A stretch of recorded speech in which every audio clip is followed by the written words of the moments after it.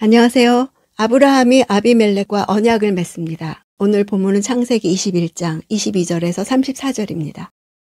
22절, 그때 아비멜렉과 그의 군대 사령관 비골이 아브라함에게 말했습니다. 그대가 하는 모든 일에 하나님께서 그대와 함께 하십니다.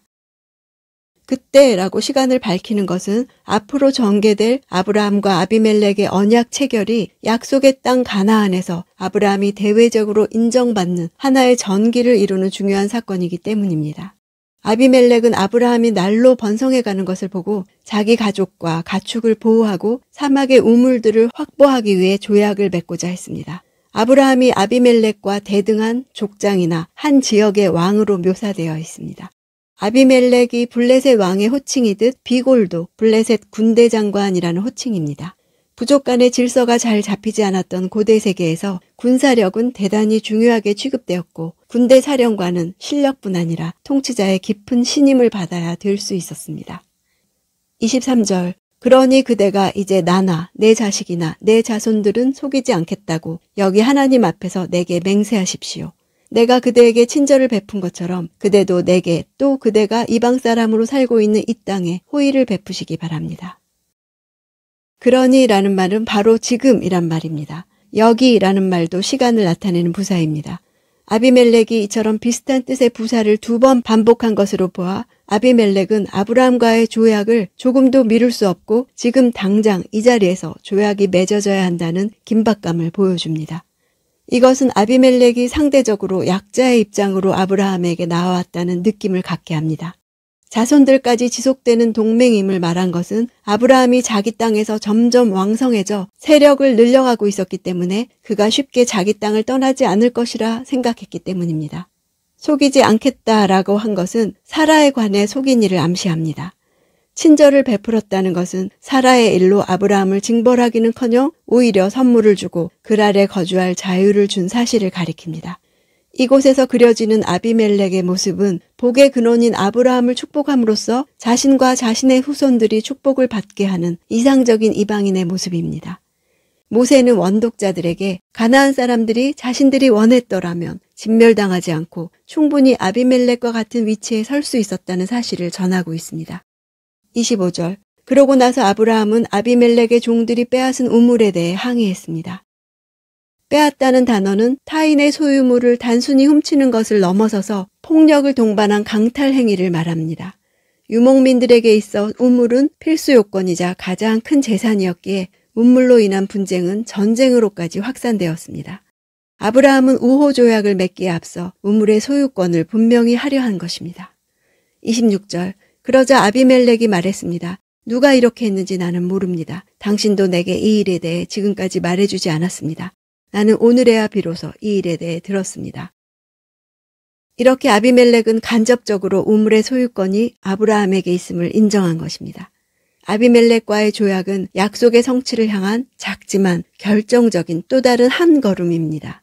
이 조약으로 말미암아 아브라함은 브엘세바 부근의 우물에 대한 합법적인 소유권을 얻게 되었습니다. 이것은 아브라함이 가나안 땅에 정착할 수 있는 첫 발판이었습니다. 27절, 아브라함이 양과 소를 가져다가 아비멜렉에게 주고 그 2사람이 언약을 맺었습니다.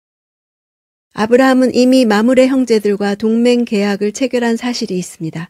이처럼 아브라함이 가나안 땅에서 큰 세력을 갖고 있었던 사람들과 동맹을 맺었다는 사실들은 아브라함이 그 땅 현지인들에게 인정받을 만큼 힘이 강성해졌다는 증거입니다. 30절, 31절, 아브라함이 대답했습니다. 이 새끼 암양 7마리를 제 손에서 받으십시오. 이것으로 제가 이 우물을 판 증거로 삼으십시오. 거기서 이 2사람이 맹세했기 때문에 그 장소를 브엘세바라고 불렀습니다. 양 7마리는 완전을 상징하는 7이란 숫자를 통해 계약의 완전성과 불변성을 강조하기 위해서였습니다. 실제로 히브리어 7은 쉐바입니다. 여기서 맹세란 말 샤바가 나왔습니다. 브엘세바는 맹세의 우물이란 뜻입니다.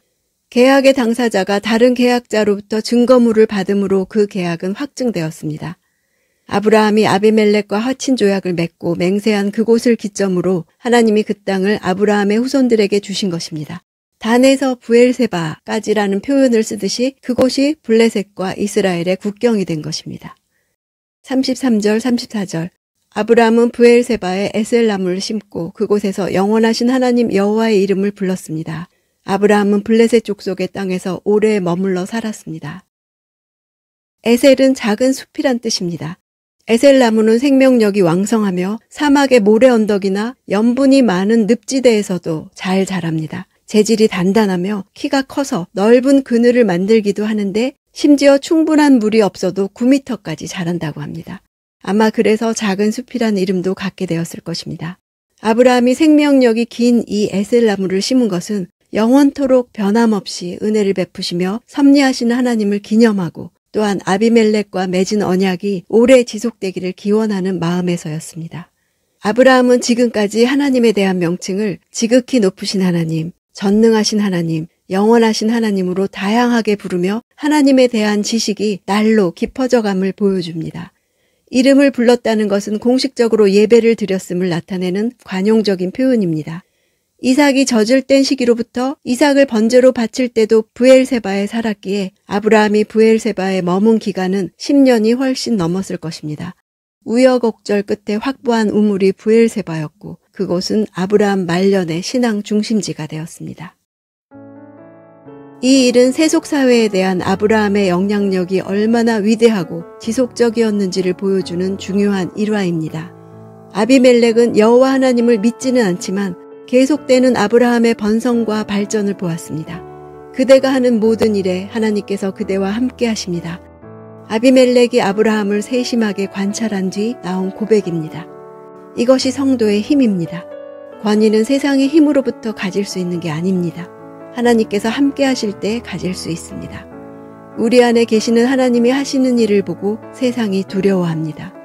하나님을 붙잡고 살아가면 그것이 세상 사람들 눈에도 보이는 것입니다. 그들과 사는 모습이 다르기 때문입니다. 내가 하는 모든 일에서도 그렇게 하나님이 나타나기 원합니다.